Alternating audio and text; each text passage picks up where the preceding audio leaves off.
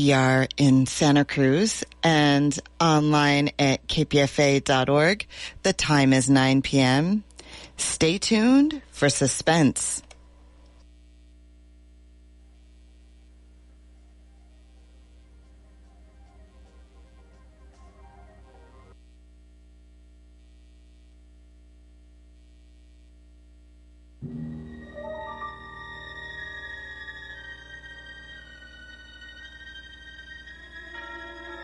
Tonight, we take pleasure in bringing you Suspense, a weekly anthology of notable melodramas from stage and screen, fiction and radio, presented each week to bring you to the edge of your chair, to keep you in suspense.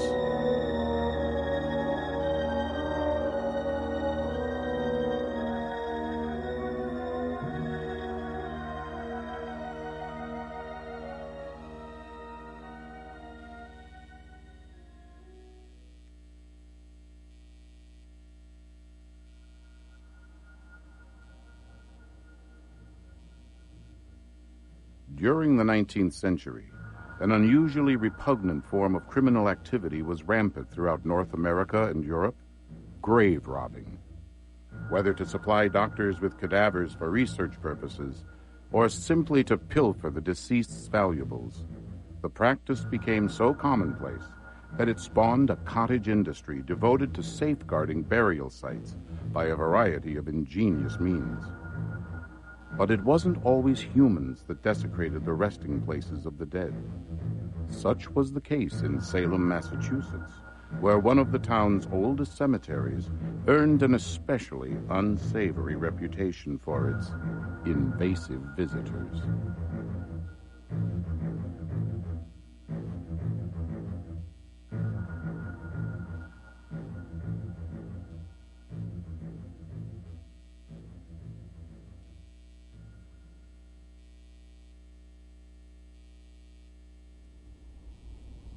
Mr. Masson, I must admit to reservations about the interment here of my beloved Mordecai. Really, Mrs. Prynne? Yes, really, Mr. Masson. I'll have you know that I have of late become privy to certain stories concerning this cemetery.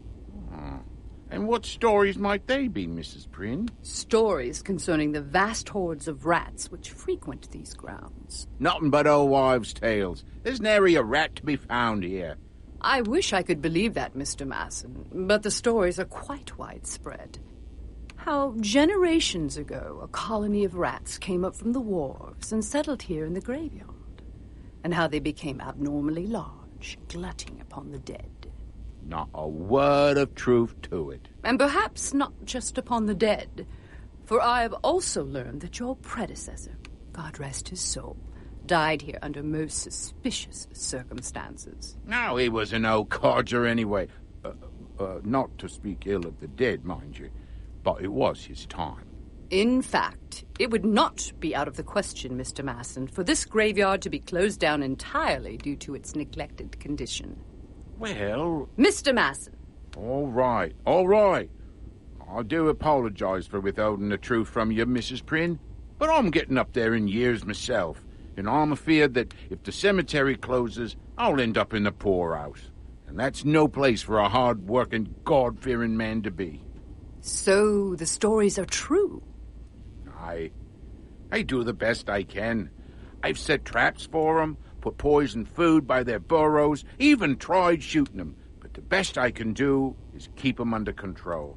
I dare any man in Salem to do better. And the stories of the rats desecrating the dead? They're true. But I swear to you, on my own mother's grave, that no rat will disturb a hair on your beloved Mordecai's head. Truly, Mr. Masson? Cross me out, Mrs. Prynne. My man Simmons and I will stand watch o'er his grave every night if need be. Well, I do thank you, Mr. Masson. I should like to compensate you for your additional efforts. No, I wouldn't dream of it, Mrs. Prynne. Just doing our duty. Even though it will mean that young Simmons will be spending more time away from his wife and little ones. Oh, dear. Really? In that case, I insist. Please, pass this along to Simmons as some measure of recompense for his family. Oh, God bless you, Mrs. Prynne. I'm sure that young Simmons will be most grateful. It's quite all right, Mr. Masson. Well, I really should be going before nightfall. Many thanks to you and Simmons for watching over my Mordecai. 'Tis my honor to do so, madam. Good day, Mrs. Prynne. Good day, Mr. Masson.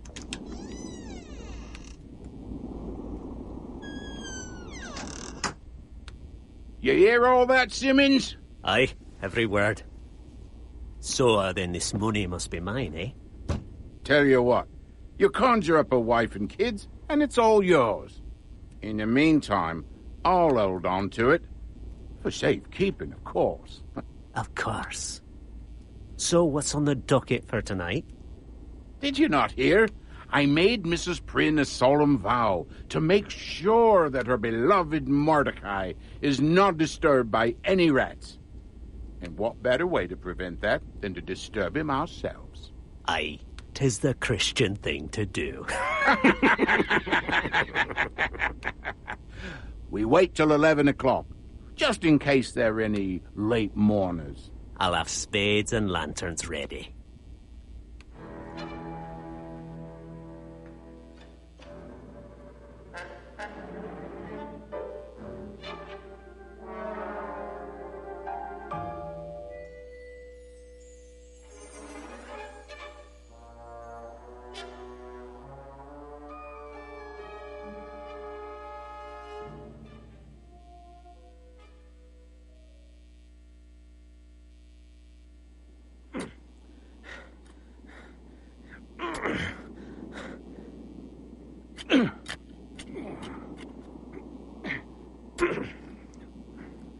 So, do we have a buyer for Prynne? Oh, Doc Thurbert's always in need of fresh cadavers, so he'll take this one. No questions asked. Minus the gold fillings, of course. I had a mouthful of them, and an especially fine set of cufflinks. Oh, and a genuine pearl stick pin. You don't miss a thing, do you? Well, when a fella has a wife and wee ones at home, then... I sure hope those filthy little monsters haven't gotten to him already. Aye, that'd be the third time this week. Aye, maybe they're undercutting us, eh? Taking the cadavers to the medical school themselves. Sorry. We can't afford to lose this one, so put your back into it. So, you know about how the rats came to this cemetery? Aye. The rats have been here nigh as long as the graveyard itself. It said they came off of ships from distant ports with strange cargoes. Oh, they were big to start with, and kept growing on account of having so many corpses to feed upon. And now, well, you've seen them yourself. Big as a full-sized alley cat, and twice as mean. Aye, that they are. But it is not just their unnatural size that folks find, well, perplexing. Every time we open a grave, only to find that the rats have beat us to it, the coffin's always been gnawed open at the end. That's never the sides, not even once. It's as if the little beasties just knew. Well, and why did they carry off the corpses, eh? Huh? Why not just feast on the rotting flesh right where it lay? It's as if some unseen hand guided their actions. Do you hear yourself, you old woman? Some unseen hand. Next we'll be going on about there are worse things than rats crawling in the unhallowed earth beneath Salem, moribund inhuman creatures that still exist in forgotten burrows. You shouldn't be so quick to laugh off that which you cannot explain. And you shouldn't be so quick to lend credence to superstitious nonsense when there be rational explanations. Oh, so just what are these rational explanations, then? I'll have to wait, my boy. Let's clear the lid.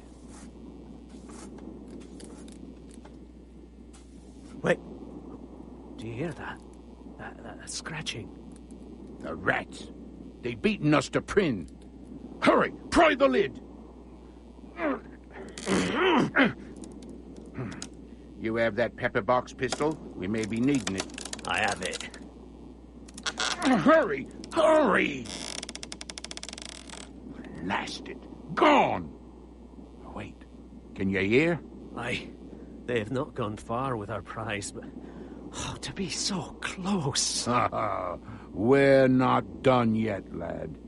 What? We're going in after them. What? Are you daft? Going crawling down into them warrens? Oh, they've not gone far. We'll catch up with them in no time. And then what? You seen the size of him? It must be hundreds down there, ferocious little devils with mouths full of needle-sharp fangs, and you want us to go into their lairs? They're just rats. They'll flee at the very sight of us. Well, you can learn that for yourself, because there's no way I'm setting foot down there. We're both going. But how do we even know we'll fit? Now, rats have been dragging corpses through them tunnels for years. We'll fit. You go first, and take a lantern. Lord, have mercy on a poor sinner.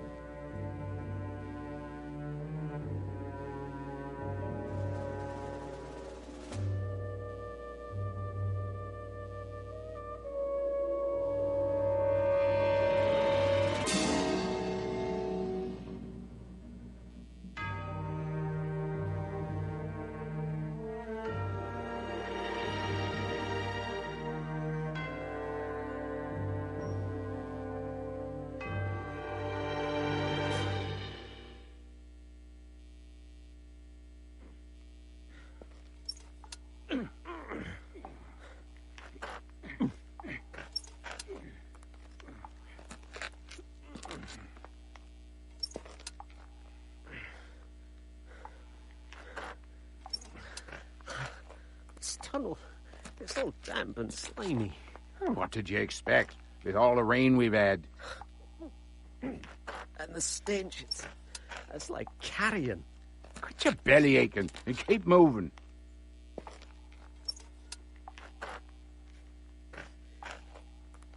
Massive. What now? It ain't just the stench and the damp and the oversized rodents that have me spooked. Now, here we go with the old wives' tales. Look, you didn't grow up here in ancient witch-hunted Salem, but I did. And the tales me grandmother told me as a little shaver. You'll be carrying on like a little shaver now. Look, the old days, when Cotton Mather hunted down the cults that worshipped Hecate and the dark Magna Mater. And they're long past, but even today, blasphemous secrets are said to be hidden below the surface, where forgotten pagan rites are still celebrated in defiance of law and sanity. No, not but superstitious blather. Me Gram told me of ghoulish beings that dwelt underground that had the power of commanding the rats, marshalling them like horrible armies. Simmons. They sent the rats abroad to carry messages and to rob graves. Simmons. The old fable of the Pied Piper, it hides a blasphemous truth. Simmons! Oh, saints preserve us! The burrow's going to collapse. Simmons, keep your voice down. Listen, we've got to get out of here. Do you hear me? We've got to get out of here. Get hold of yourself, man. We're almost caught up with the thieving little bastard. No! All right, all right. This...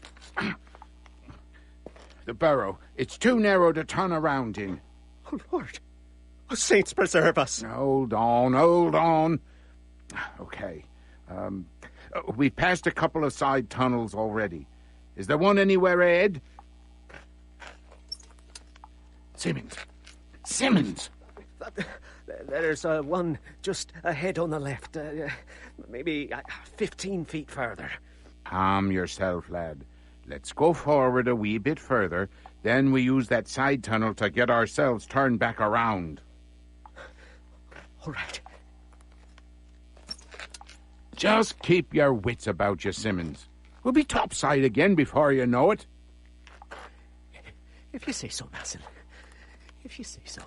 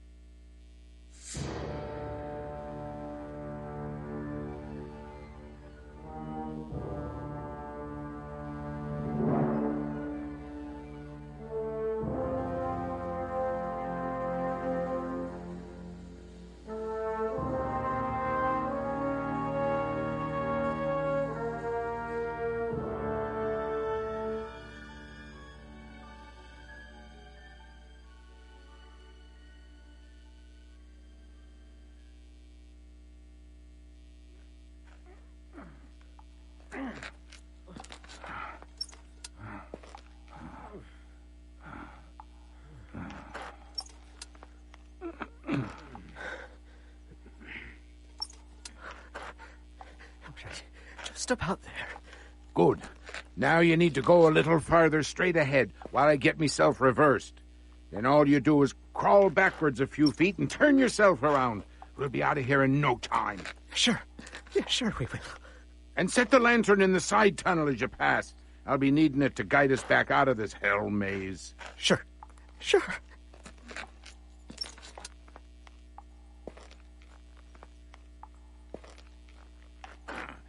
I'm just about in.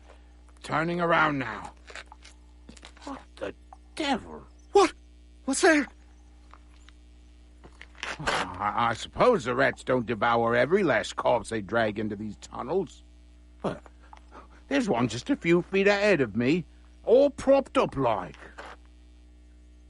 Masson, back out now. Reckon it's been here for a while, too. Looks to be almost mummified. Masson, back out now. Wait, it's almost as if the damn thing is moving. Back out now! Now, back out! It is moving. Go! Get out of my way! What is that? It's one of those blasphemous things from the old stories. It's summoning its legions of rats. Hurry! I'm being moved as fast as I can.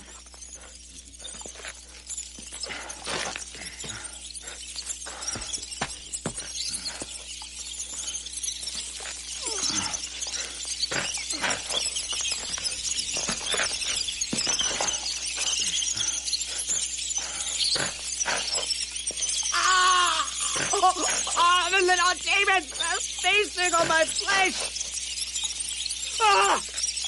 Ah! Ah!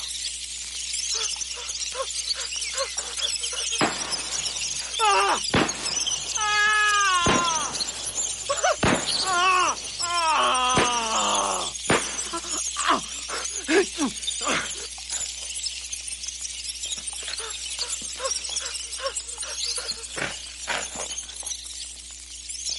Hurry, Masson! They're coming back! Ah! Ah! Ah!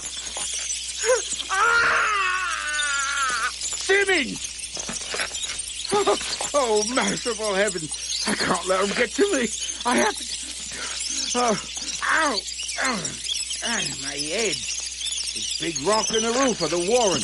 Oh, if I can dislodge it, maybe I can collapse the tunnel behind me and hold those monsters at bay till I get out.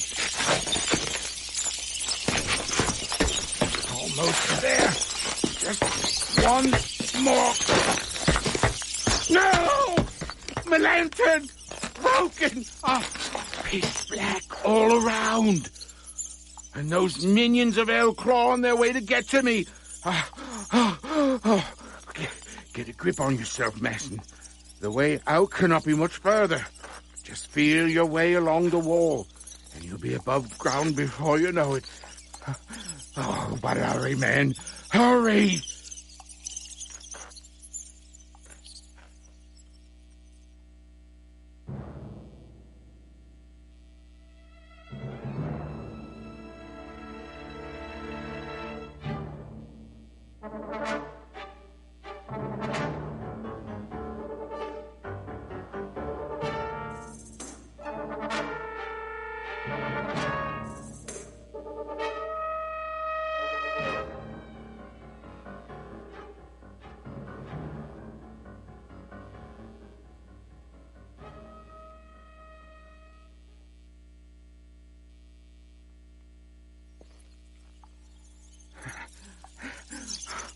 Oh, Lord in heaven, where be that blasted hole out of here? No! Oh, no! Stay back!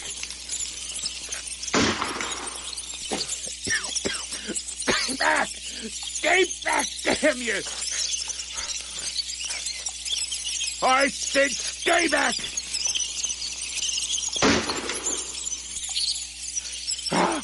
Oh, leave me be! Leave me be! Ow! No! No!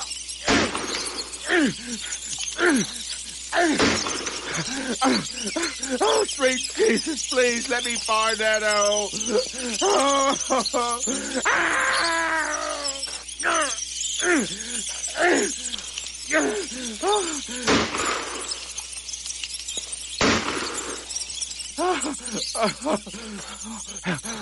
That's it. I found it. I found a way out of this hell. Oh, God. I just need a little time. Collapse the entrance behind me. That'll keep the rats at bay long enough for me to get out.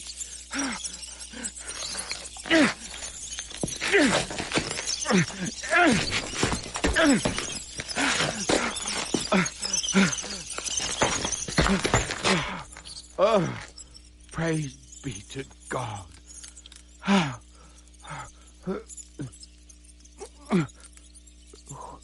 What the devil? The lid. Sealed? Wow. How? No. No.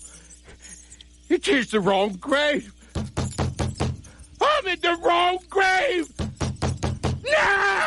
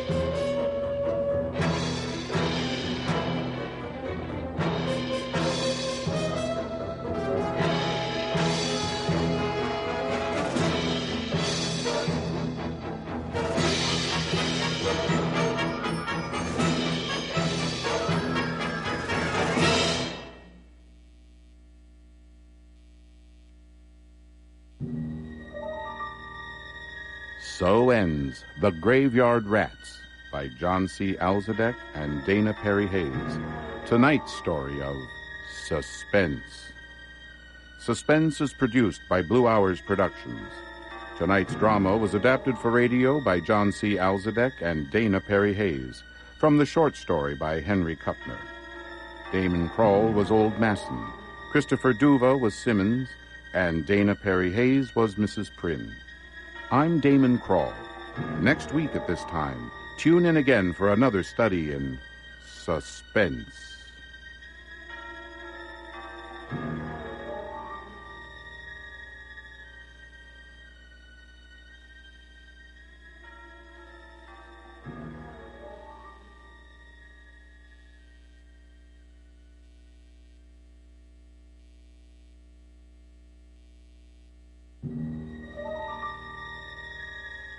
I'm John C. Alsadek.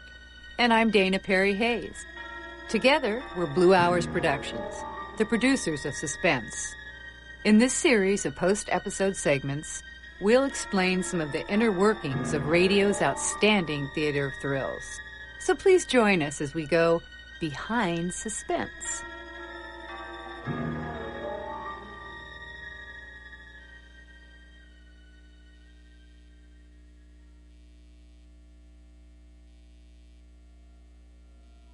In this week's segment, we'll talk about Suspense.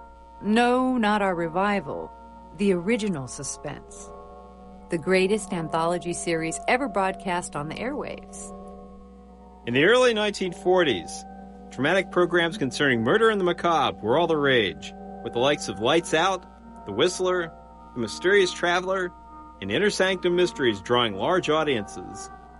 But in 1942, CBS Radio premiered the program that was to become the gold standard for shows of this type, Suspense. Its story actually began during the summer of 1940, when a dry run of sorts ran on the summer series Forecast, an adaptation of The Lodger, starring Edmund Gwenn and Herbert Marshall, and directed by none other than Alfred Hitchcock. This pilot episode was to set the tone for the series, which stood head and shoulders above its rivals in large part due to the sheer star power. Orson Welles and Agnes Moorehead starred in 2 of the earliest episodes, Lucille Fletcher's The Hitchhiker and Sorry, Wrong Number. And it wasn't long before Hollywood's elite performers were lining up to appear on Suspense. Over the next decade, the show would feature the likes of Humphrey Bogart, Marlene Dietrich, Judy Garland, Gene Kelly, Jimmy Stewart, and dozens of others, including horror legends Boris Karloff, Bela Lugosi, and Vincent Price. It also provided an unusual opportunity for radio stars better known as comedic actors such as Jack Benny and Lucille Ball to try their hand at darker fare. Combined with sophisticated stories by the likes of Dashiell Hammett, Agatha Christie, and frequent contributor John Dixon Carr, and the atmospheric music of Oscar winner Bernard Herrmann, Suspense was a cut above in every way. Unfortunately, the advent of television spelled doom for Suspense, and though it outlasted most of its peers by 10 years or more, Suspense finally went off the air in 1962, an event that is commonly considered the end of radio's golden age. Radio anthologies made a brief comeback in the 1970s via Rod Serling's Zero Hour and the fondly remembered CBS Radio Mystery Theater. But even those fine programs were only a shadow of what Suspense had once been.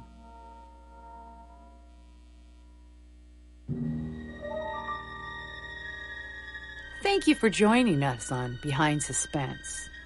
Until next time, this is Blue Hours Productions wishing you good night and pleasant dreams.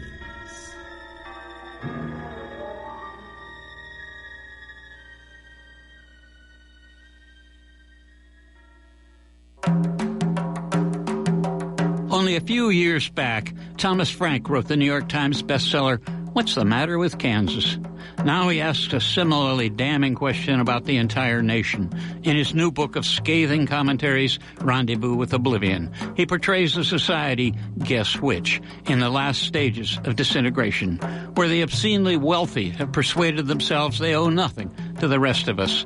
Major media praises them. KPFA doesn't. Instead, we present Thomas Frank himself Wednesday evening, July 11th, 7:30 p.m. at St. John's Presbyterian Church, 2727 College Avenue in Berkeley. There's wheelchair access and some free parking at this KPFA benefit. Chris Welch will host. Tickets at brownpapertickets.com and our favorite bookstores. Full info on the KPFA website for the superbly satiric muckraker Thomas Frank, here July 11. Saturday, July 28th, KPFA, in partnership with the New Parkway Theater in Oakland, present our inaugural movie matinee, All the President's Men. All the President's Men stars Robert Redford and Dustin Hoffman as the Washington Post reporters Bob Woodward and Carl Bernstein, who uncover the Watergate scandal. This film is the story of a story of two reporters covering a suspicious third-rate burglary and following it all the way to the White House. All the President's Men is as smart and as cautionary today as it was in 1976. Nothing's writing on this except the First Amendment of the Constitution.